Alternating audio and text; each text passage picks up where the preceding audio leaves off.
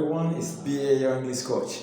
Alors aujourd'hui, très rapidement, nous allons voir deux mots en anglais et comment on les utilise aussi dans les phrases. Parce que ces deux mots constituent un grand problème pour la plupart des francophones lorsqu'il s'agit de leur usage dans les différentes phrases.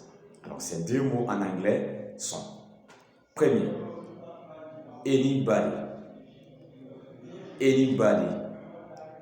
Deuxième mot, anyone. Anyone et anybody. Comment on les utilise dans les phrases? D'abord, il faut savoir que ces deux mots veulent dire la même chose. Ils ont tous les deux le même sens, qui veut dire n'importe qui ou encore tout le monde. N'importe qui ou encore tout le monde.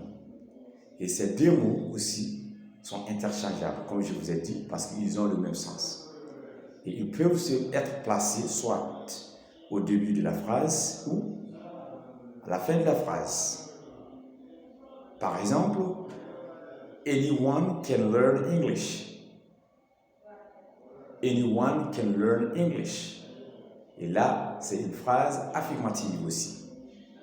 N'importe qui peut apprendre l'anglais. Anybody can learn English. Tout le monde peut apprendre l'anglais ou n'importe qui peut apprendre l'anglais. Alors, on peut aussi les utiliser à la fin de la phrase. Par exemple, you can talk to anybody. Or you can talk to anyone. Vous pouvez parler à n'importe qui. Ou vous pouvez parler à tout le monde.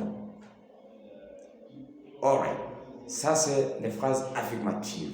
S'agissant maintenant de leur usage dans les phrases négatives, parce que ça aussi c'est correct, et là, ils sont très généralement accompagnés par la négation not, lorsque vous employez anybody ou encore anyone. Par exemple, I did not see anyone at school. Je n'ai vu personne à l'école. Et là, ça veut dire personne. Ou nul. I did not see anybody at school. Je n'ai vu personne à l'école. Zéro personne. I did not see anyone at school, or I did not see anybody at school. Both sentences have the same meaning. Alright, everybody. Thank you very much for your attention. Remember to use these words correctly next time in sentences. I appreciate your attention and be your English coach. Take care, guys.